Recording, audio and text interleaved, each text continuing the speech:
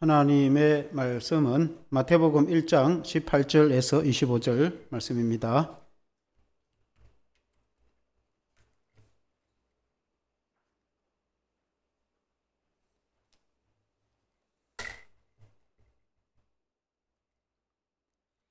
신약성경 1페이지 마태복음 1장 18절에서 25절 교독하시겠습니다. 예수 그리스도의 나심은 이러하니라. 그의 어머니 마리아가 요셉과 약혼하고 동거하기 전에 성령으로 잉태된 것이 나타났더니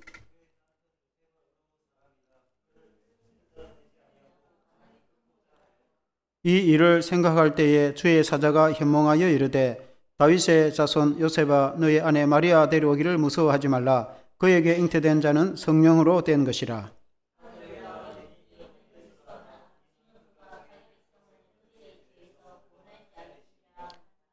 이 모든 일이 된 것은 주께서 선지자로 하신 말씀을 이루려 하심이니 이르시되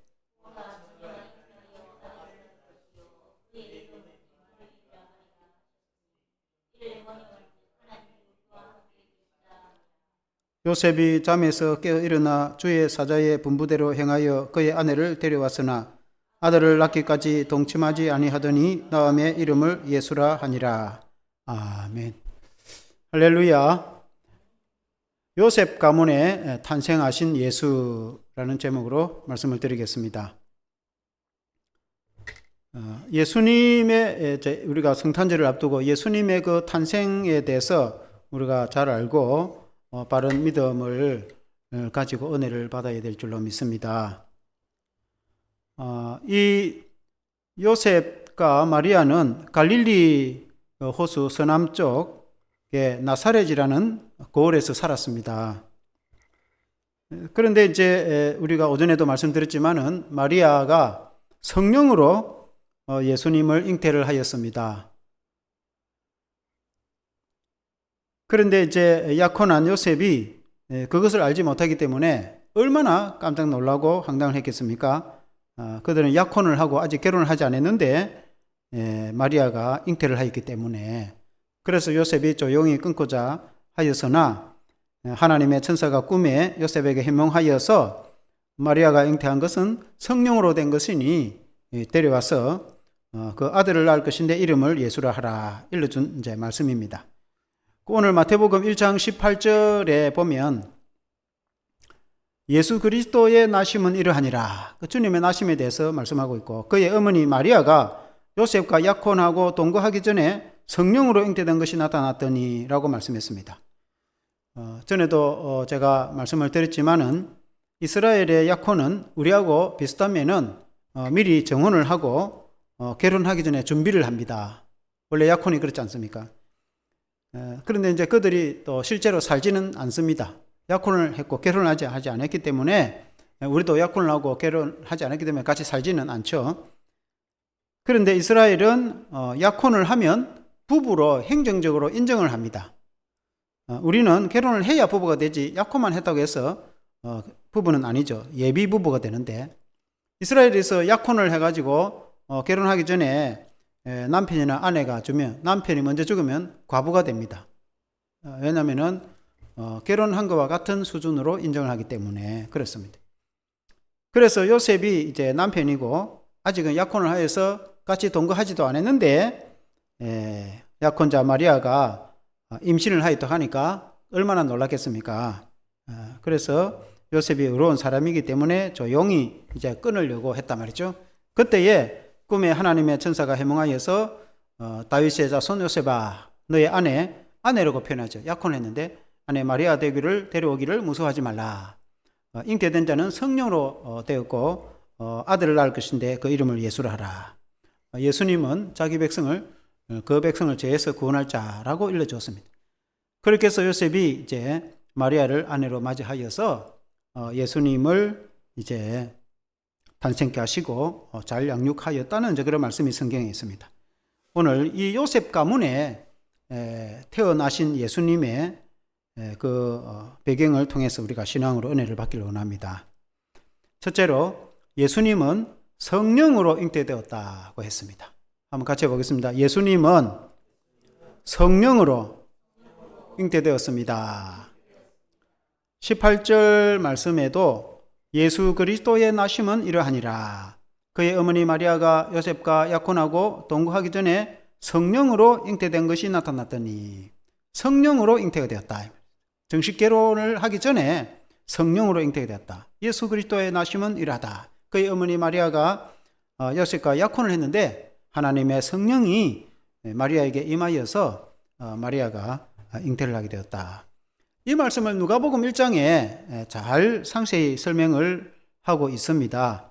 누가복음 1장 28절에도 보면은 그에게 들어가 이르되 은혜 받은 자여 평안할지어다. 주께서 너와 함께 하시도다 하니, 마리아에게 하나님의 천사가 나타나서 하나님께 은혜 받은 자여 내게 평안할지어다.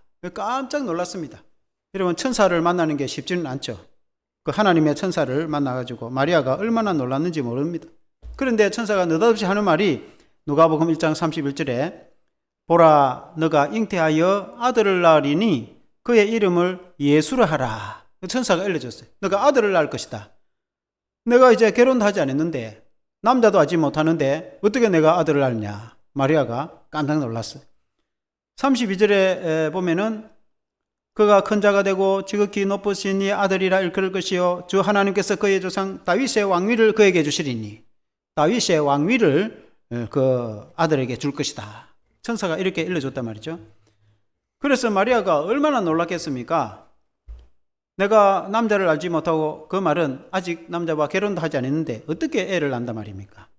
그러니까 35절에 천사가 대답하여 이르되 성령이 내게 임하시고 지극히 높으신 이의 능력이 너를 덮으시리니 이름으로 나실 바 거룩한 이는 하나님의 아들이라 일컬어지리라. 하나님의 아들이라 일컬어지는 예수님이 하나님의 성령의 능력으로 내게 임재하여서 너가 성령으로 잉태되어서 아들을 낳게 될 것인데 그 이름이 예수가 될 것이다 라고 이제 이렇게 일러주는 내용들이 나옵니다.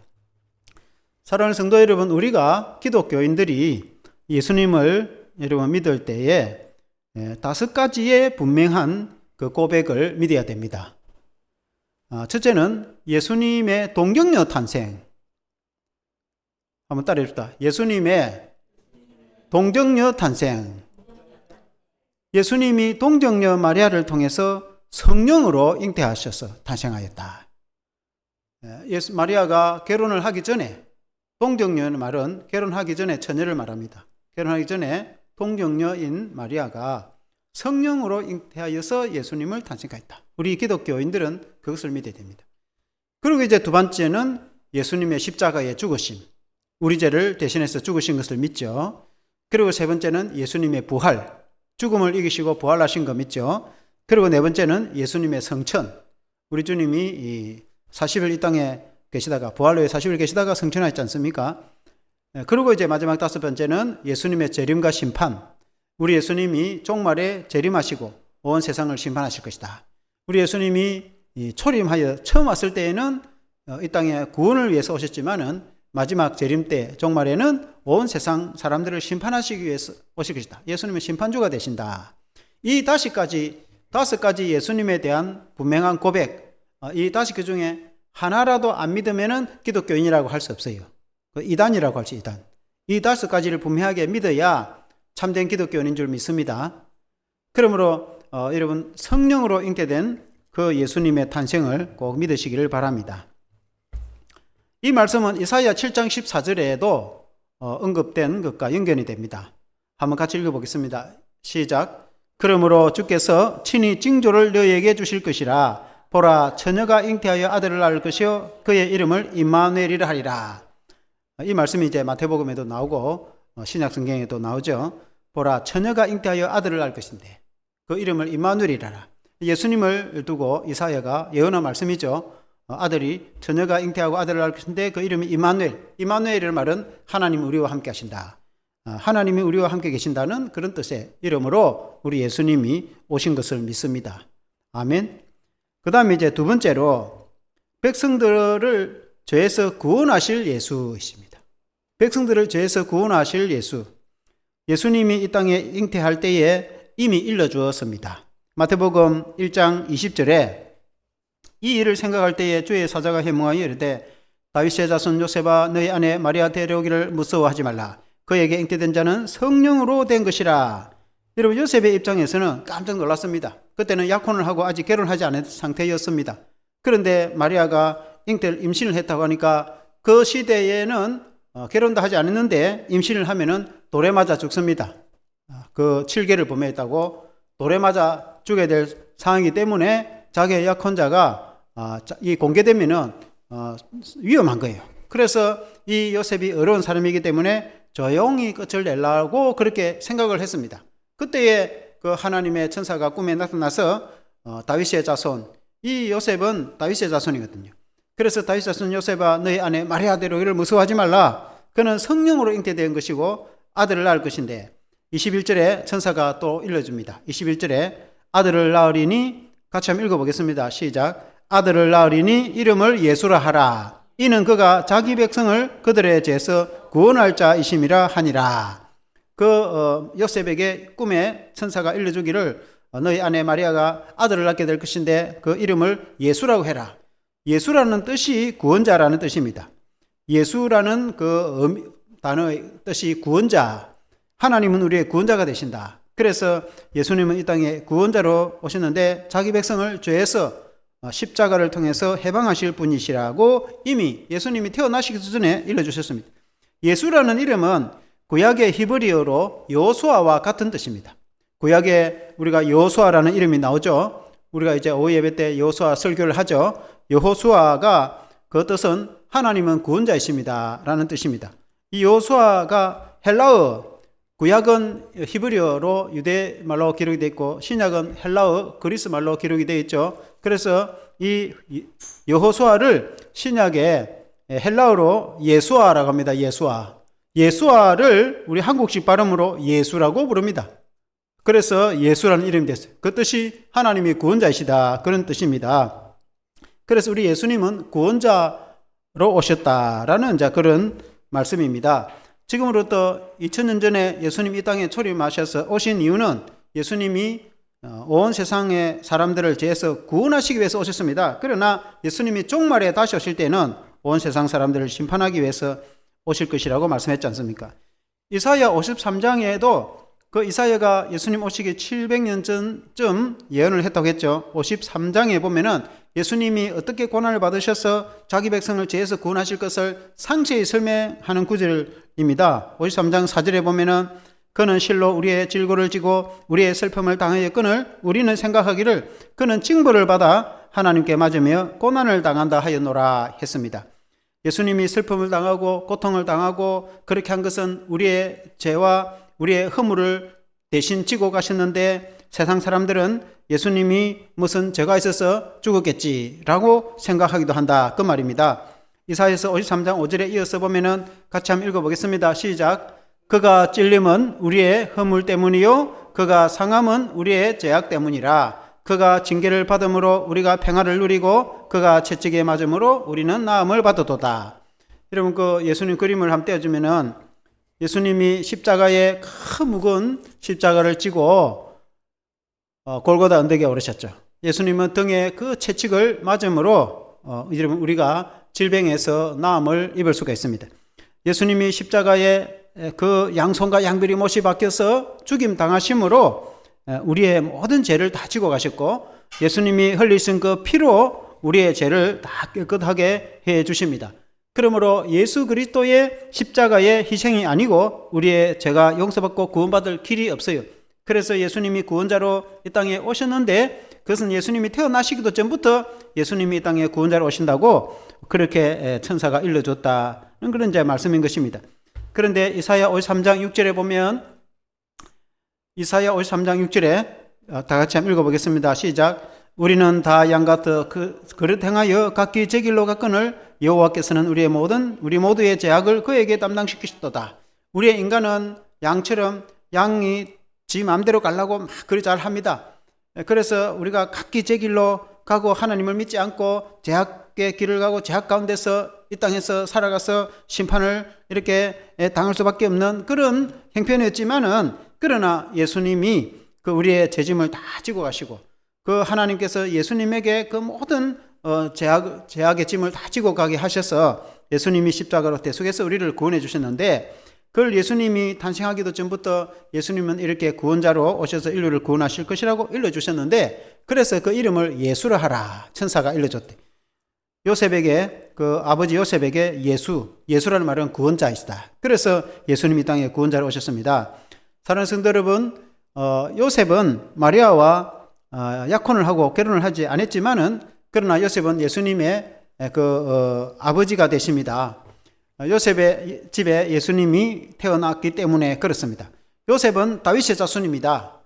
여러분 마태복음 1장에 아브라함이 이삭을 낳고 이삭이 야곱을 낳고 야곱이 또 유다와 열두 형제를 낳고 쭉 이렇게 이어져 가지고 나중에 다윗을 낳고 다윗이 쭉 이어져 가지고 요셉까지 옵니다. 요셉은 그 예수님의 아버지죠.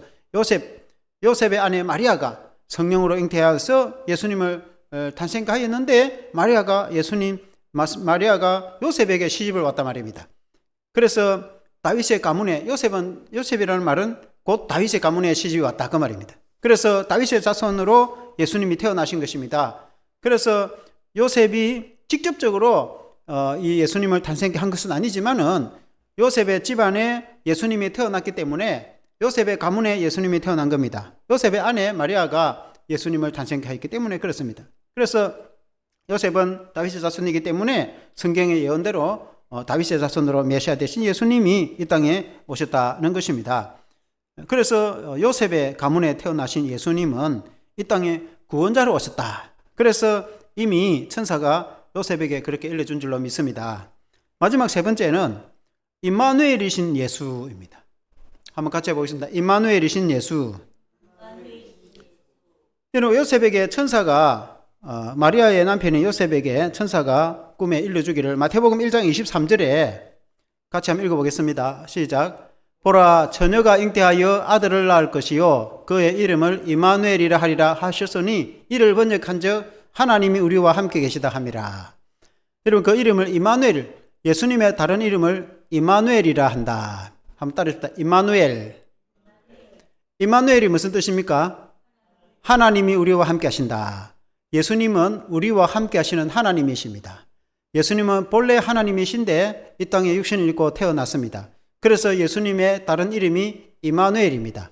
예수님이라는 이름은 구원자라는 뜻입니다. 예수님이 이 땅에 구원자로 오셨습니다. 그런데 예수님의 다른 이름이 임마누엘입니다. 그 임마누엘은 하나님이 우리와 함께 하신다. 그 말은 예수님이 하나님이신데 우리와 함께 하신다. 우리와 함께 하시는 하나님이신 것 여러분 믿으시길 바랍니다. 그 하나님이신 예수님이 육신을 입고 아기 예수로 태어났는데, 마리아를 통해서 성령으로 잉태하여 태어났고 요셉의 가문에 태어났다. 다윗의 자손의 가문에 태어나서 이 땅에 왕으로 오셨다는 것을 여러분 믿으시기를 바랍니다. 아멘.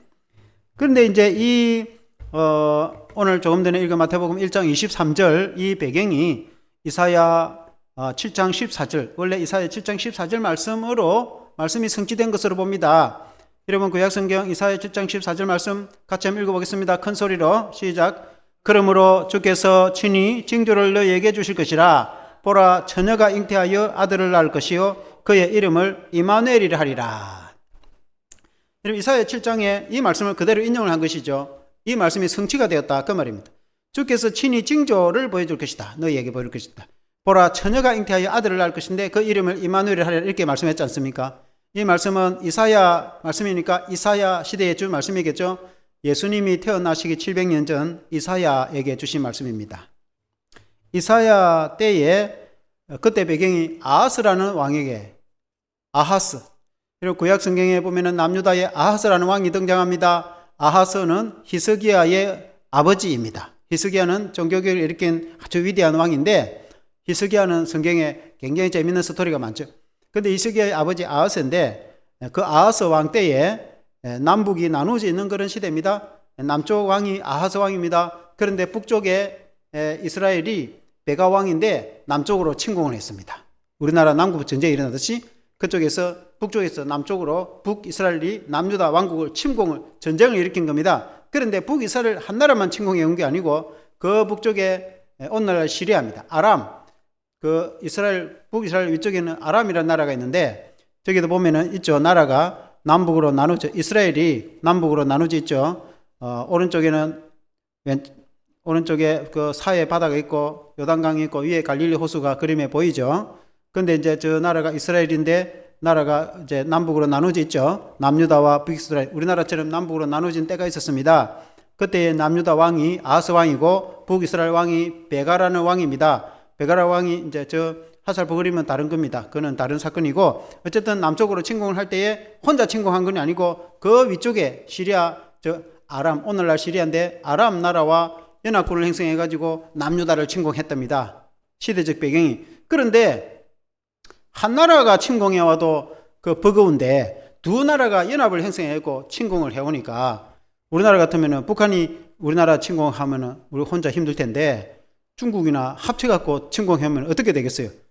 그래서 이제 남유다 베가 왕이 남유다 아하스 왕이 얼마나 겁이 나는지 사시나무 뜨듯이 겁이 나 있으니까 하나님께서 그 하나님의 종 선지자 이사야를 보내 가지고 하나님이 말씀하시기를 어떻게 될 거다고 말을 일러줍니다. 두려워하지 말라. 하나님이 너와 백성을 구원해 줄 거다고 일러줍니다. 그때 말하기를 저 두 부지깽이를 완전히 내가 말살을 해버릴 것이다. 그렇게 말합니다. 그러니까 북이스라엘과 아람의 그 두 나라를 두 부지깽이에 비유를 합니다. 우리가 어릴 때 부엌에 불을 뗄 때 부지깽이가 있죠. 그 부지깽이를 쇠꼬쟁이로 사용하는 사람도 있고 나무 짝대기로 사용하는 사람이 있습니다. 나무 짝대기로 불을 떼가지고 부엌에 불을 내면은 그 나무 짝대기가 불이 타다가 나중에는 부엌에 집어넣어 버립니다. 그러면 그 나무 꼬챙이 다 타버리죠. 그걸 뭐라고 합니까? 부지깽이라고 합니다. 그러니까 하나님 입장에 볼 때는 저 두 나라가 강대하지만은 하나님 보실 때는 불타다 말은 두 부지깽이에 불과한 겁니다. 하나님 앞에서는. 그래서 하나님께서 저 두 부지깽이를 말살시켜 버릴 것이다. 그렇게 말합니다. 실제로 그 두 나라를 멸망을 시켜버립니다. 그 아람 더 위에 당시 아수르, 역사적으로 세계적으로 아시리아라는 제국이 등장하는데 아시리아라는 나라를 일으켜가지고 그 나라가 등장을 해가지고 남쪽에 확 치기를 시작해가지고 그 저 북쪽 그 아람과 북이스라엘을 멸망을 시켜버립니다. 그러나 남유다는 멸망을 시키지 못합니다. 하나님께서 막아주십니다. 두 부지깽이로 확 멸망을 시켜버립니다. 그리고는 하나님이 말씀하시기를 오늘 그 7장 14절 그 말씀을 읽어줍니다. 한번 띄워보십시오. 그 7장 말씀이 그러므로 주께서 징조로 너희에게 줄 것인데 어떻게 저를 멸망시킬지 징조로 보여주는데 처녀가 잉태하여 아들을 낳을 것인데 그 이름을 이메누엘 하리라. 그때 처녀는 알마입니다. 히브리어로. 히브리어로 알마는 그러니까 결혼하지 않은 처녀 뜻도 있고 젊은 여라는 뜻도 됩니다. 그러니까 이제 알마, 젊은 여자, 처녀가 아이를 낳아가지고 그 아이가 버터를 먹고 이제 말하자면 젖을 떼고 이제 버터를 먹는다는 것은 음식을 마음껏 먹고 조금 성장하여서 세근이 좀 들려고 할 때에 그러니까 다 큰 어른이 되기 전에 그러니까 불과 몇 년, 뭐 한 10년 정도 불과 몇 년 안에 저 북이스라엘과 아람을 멸망을 시켜버릴 것이다. 하나님 그렇게 말합니다. 남유다와 아하스가 얼마나 겁이 나가지고 벌벌 떨고 있을 때 하나님 말씀하시기를 저 북쪽의 두 나라를 멸망시키는데 그 처녀가 잉태하여 아들을 낳아가지고 그 아들이 버터를 먹고 성장하기 전에 멸망을 시켜버렸다. 그렇게 말합니다. 그 말씀은 곧 얼마 안 갔어. 실제로 뭐 10여 년이 안 가서 10년 전후에 그 BC 722년에 그 멸망을 당해버립니다. 두 나라가 완전히 멸망을 당해버립니다. 그런데 이 말씀을 신약 성경에 이렇게 하나님의 성령께서 역사를 하시기를 적용을 하시기를 처녀가 잉태하여 아들을 낳으니 그 이름을 임마누엘이라 하리라. 임마누엘을 구약시대는 하나님이 함께 하셔서 적을 완전히 섬멸하고 무찌를 것이다. 그리고는 이스라엘을 유다를 구원해 주실 것이다. 그렇게 말씀했었는데 그 영적인 의미, 그 깊은 참된 의미는 그 임마누엘은 예수 그리스도가 되신다. 처녀가 잉태하여 아들을 낳을 것인데 그 이름을 임마누엘이라 하리라. 말씀이 영적으로 신약 시대에 적용이 되어서 예수님이 이 땅에 아기 예수로 태어나실 때에는 헬라어는 파르테노스입니다. 처녀가 파르테노스를 통해서 아기가 태어날 것인데 그 아기의 이름이 임마누엘이라 하리라. 파르테노스는 결혼을 하지 않은 처녀를 말합니다.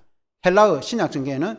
그래서 신약 성경 처녀 파르테노스 처녀를 통해서 아들이 태어났는데 그 아기의 이름이 이마누엘, 본체 하나님이신데 사람이 되어 오셔서 하나님이 우리와 함께 하시는 그런 역사가 일어나게 될 것이다 라고 말씀하신, 성경으로 말씀하신 그 깊이, 그 안에 있는 속 뜻은 그런 뜻이다, 그 말입니다. 아멘.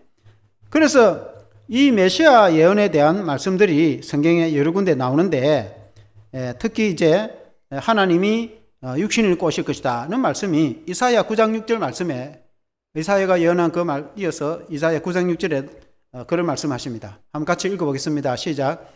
이는 한 아기가 우리에게 낳고 한 아들을 우리에게 주신 바 되었는데 그의 이름에는 정사를 메었고 그의 이름은 기묘자라, 모사라, 전능하신 하나님이라, 영존하시는 아버지라, 평강의 왕이라 할 것임이라. 이 이사야 9장 6절에 아까 이사야 그 선지자가 예언하기를 한 아기가 우리에게 낳고 한 아들을 우리에게 주신 바 되는데, 이는 미래를 대한 예언인데 약간 과거형적으로 이렇게 표현을 합니다. 한 아들이 태어났는데 그의 어깨는 정사를 메었다. 정사라는 여기서는 정치를 말합니다. 정치. 그러니까 정치적 지도자. 그러니까 모든 세계의 왕들의 왕들을 다스리는 통치자가 태어나는데 그의 이름은 기묘자다. 기묘자의 말은 원더풀. 그러니까 기이하여서 우리가 도저히 다 이해할 수 없는 너무나 기이한 분이다. 사사시대에도 하나님의 사자가 와서 그때 이제 기도원이 이름이 뭡니까 물어보니까 내가 기묘자다 그렇게 말합니다. 그 구약에 나타난 예수님인데 예수님이 이 신약의 기묘자다. 기이한 분이다. 그리고 모사는 카운셀러라고 했죠. 예수님은 지혜자이고, 우리가 앞으로 어떻게 살아야 될지 내가 모르겠고 내가 무엇을 해야 될지 잘 모를 때에 우리가 주님께 물어보면은 주님은 내 상담자가 되고 카운셀러가 되고 모사가 되고 주님은 나의 지혜자가 되어서 주님이 나에게 가르치고 인도를 해주시는 것을 여러분 믿으시길 바랍니다. 그리고 전능하신 하나님이다. 그 어린 아기가 태어났는데 전능하신 하나님이시다 말씀했죠. 그러니까 이사야가 이미 예언을 했단 말입니다. 그러니까 원래 하나님이신데 그분이 아기 예수로 태어나신다. 이게 예수님이 태어나기 700년 전에 예언된 말씀이 성취가 된 것이다. 아멘. 그분이 영존하신 전능하신 하나님이시다. 영존하신 아버지다. 평강의 왕이다. 그렇게 말씀했어요. 그러니까 우리 예수님은 영원하신 하나님이시다. 영원히 원래부터 계신 하나님. 예수님은 원래부터 계시고 지금도 계시고 앞으로도 영원히 계시는 하나님이신데 그분이 아기 예수로 오셨다. 아멘. 그래서 우리 예수님을 어떤 분인지 잘 알고 믿는 것이 중요합니다. 우리 기독교 신앙에 예수님이 어떤 사람은 그냥 사람이다 이렇게 생각하는 사람도 있습니다. 예수님이 사람이 되어 오셔서 십자가 죽으시니까 물론 예수님은 사람이 되어 오셨습니다.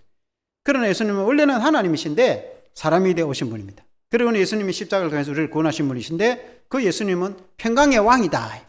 평강의 왕이라는 것은 참된 평안을 주시는 왕이시다. 우리 예수님은 우리의 영원한 왕이신데 내 인생의 왕이신데 내 모든 삶을 주관하시는 주가 되시는데 내게 참된 평안을 주십니다.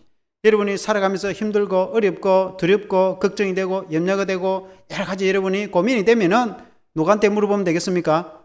예수님께 의지하고 예수님 물어보면은 참된 여러분의 마음에 참된 평안을 주실 것입니다. 아멘. 그래서 이제 거의 비슷한 맥락에서 누가복음 1장 31절에서 33절에 누가복음에는 이렇게 말씀하고 있습니다. 보라, 너가 잉태하여 아들을 낳으리니 그 이름을 예수라라. 이는 이제 하나님의 천사가 마리아에게 주시는 말씀입니다. 너가 이제 잉태하는 건 성령으로 잉태하고 아들을 낳을 것이다. 그렇게 말씀하고 있죠. 32절에 보면 그가 큰 자가 되고 지극히 높으신 이의 아들이라 일컬을 것이요 주 하나님께서 그의 조상 다윗의 왕위를 그에게 주시리니 지극히 높으신 하나님의 아들, 예수님은 하나님의 아들이시다. 하나님의 아들이라 일컬을 것이다. 하나님께서 그의 조상 다윗의 왕위를 그에게 줄 것이다. 그러니까 다윗의 자손으로 왔다고 했죠. 다윗의 왕위를 예수님께 줄 것이다. 33절에 보면은 영원히 야곱의 집을 왕으로 다스릴 것이며 야곱의 집을 왕으로 다스릴 것이며 그의 나라가 무궁하리라. 예수님이 다스리는 나라는 영원하고 무궁하다. 아멘. 예수님이 우리를 다스리면 영원하고 무궁하다. 아멘. 여러분 믿으시길 바랍니다. 그래서 예수님은 원래부터 계시는 분이신데 영원한 왕이 되셔서 이 땅에 오셨다. 요셉은 그 다윗의 가문의 후손이라고 했죠. 다윗의 나라라고 했는데 그 다윗의 나라의 왕의 후손인 요셉입니다. 그래서 요셉의 가문에 예수님이 태어났기 때문에 예수님은 다윗의 왕위를 이어가는 자다고 말씀하고 있습니다. 마태복음 1장 1절에 우리가 오전에도 말씀을 드렸지만은 아브라함과 다윗의 자손 예수 그리스도의 계보라. 이 계보라는 족보라고 뜻이라고 했죠. 예수님은 육신적으로 아브라함의 자손으로 태어났고 다윗의 자손으로 태어났다. 그렇게 말씀했지 않습니까? 다윗의 자손으로 태어났다는 것은 왕의 자손으로 태어났다. 예수님은 왕이시다. 그 말입니다. 예수님은 지금도 우리의 왕이십니다. 인간의 왕들은 실패를 하지만 예수님은 실패하지 않습니다. 예수님은 영원합니다. 예수님은 온 세계와 나라와 백성들과 왕들의 왕들을 다스리는 왕이시며 우리의 인생의 주가 되십니다. 우리의 모든 삶을 주관하시는 왕이 되십니다. 예수님을 나의 왕으로 모시고 살아가면 우리는 왕같은 제사장의 삶을 살아갈 수가 있습니다. 아멘. 그래서 그리스도의 나라는 영원한 나라이다. 이 세상에 이 땅의 사람들은 이 땅의 나라의 왕들은 실패하고 이 땅의 지도자들은 실패하고 그렇게 하지만 예수님은 영원한 왕이시기 때문에 실패하지 않는다. 우리가 예수님을 믿고 따라가면 우리의 인생은 실패하지 않는다. 왜냐하면 예수님은 변하지 않으시며 영원한 왕이시기 때문에 승리의 왕이시기 때문에 원래부터 계시던 왕이시고 완전하시며 영원하신 왕이시기 때문에 예수님은 영원한 왕이신데 그 영원하신 왕이신 예수님을 내 왕으로 모시고 살아가면 우리는 영원히 승리하게 될 것이고 실패하지 않는다. 그러나 예수님이 아닌 인간의 왕들은 많은 경우에 다 실패하고 넘어지고 좌절하고 그렇게 했지만은 그러나 우리 예수님은 실패하지 않는 왕이시다. 영원한 왕이시다. 변하지 않는 왕이시다. 승리의 왕이신 것을 여러분 믿으시길 바랍니다. 그 예수님을 왕으로 믿으시고 그 예수님은 영존하시는 하나님이시다. 영원히 계신 하나님이시고 영원히 살아계신 주님이시고 영원하신 왕이신 것입니다. 그래서 우리가 이 세상의 왕들도 다 죽고 이 세상의 지도자들도 다 죽고 끝이 나지만은 언젠가 다 끝이 나지만은 그러나 예수님의 통치는 영원하고 무한하다. 그래서 우리가 예수님의 다스림을 받고 예수님을 왕으로 모시고 살아가는 성도는 영원하고 무한하다. 아멘. 우리가 예수님의 탄생에 대해서 그렇게 여러분 이해를 하시길 바랍니다. 그 나라는 영원한 나라이며 영원한 천국인 것을 여러분 믿으시길 바랍니다. 우리는 영원한 주님의 나라, 영원한 천국의 백성인 것을 믿으시길 바랍니다. 그래서 결론적으로 주의 오심을 찬미합시다. 우리가 주님을 찬미하는 성도가 된 오늘 우리가 이제 성탄절을 앞두고 있다. 그러면 성탄절날 얼마나 사람들이 삐까뻔쩍하게 불빛을 비추고 그렇게 이제 행사도 많이 하고 그리고 이제 또 크리스마스 이 산타클로스를 통해서 많은 선물을 준다고 하고 세상이 아주 그냥 온 세계가 축제 분위기로 삐까뻔쩍하게 그렇게 축제를 하지만은 그러나 이 성탄절의 진정한 주인공은 누구입니까? 예수 그리스도이십니다. 예수 그리스도는 영원한 왕이신데 이 땅에 태어나셨습니다. 예수님은 원래부터 계시는 분이시고 영존하신 분이신데 이 땅에 아기 예수로 오셨습니다. 그래서 우리는 그 예수님을 내 구주로 그 예수님을 나의 왕으로 모시고 살아갈 때 우리는 영원히 승리한다고 말씀했고 우리 주님이 말씀하시기를 내가 이 세상 끝날까지 너희와 항상 함께 있으리라. 그 예수님은 지금도 살아계시고 우리를 떠나지 아니하시고 우리를 돌보시고 우리를 보호하시고 우리가 천국 가는 끝날까지 우리를 지켜주시고 이 세상 끝날까지 주님이 나와 함께 하셔서 지켜주시는 임마누엘 하나님이 나와 함께 하신다. 우리 주님이 내가 이 세상 끝날까지 내가 너희와 함께하리라. 너를 버리지도 아니하고 떠나지도 아니하고 내가 너를 돌보고 내가 너와 함께하리라. 주님이 말씀하지 않습니까? 그래서 주님이 임마누엘이 되신다. 우리와 함께 하시는 하나님이 되시는 것을 여러분 믿으시기를 바랍니다. 아멘. 한번 기도하겠습니다. 하나님 아버지 감사합니다. 우리가 이제 성탄절을 앞두고 우리 주님이 이 땅에 오신 것을 우리가 그 배경을 알고 주님을 잘 믿을 수 있도록 도와주시길 원합니다. 원래 주님은 영원하시고 영존하신 분이신데 이 땅에 육신을 입고 아기 예수로 태어나셔서 구원자로 오셨다고 말씀하고 있습니다. 우리의 모든 죄와 허물을 용서해 주시고 우리를 구원하시기 위해서 이 땅에 오셨습니다. 우리 주님은 다윗의 자손으로 이 땅에 왕으로 오셨습니다. 그러므로 우리 주님은 영원한 왕이시라고 말씀하고 있습니다. 하나님 아버지 우리 주님이 이 땅에 오실 때에 그 이름을 임마누엘이라고 이미 지어주셨습니다.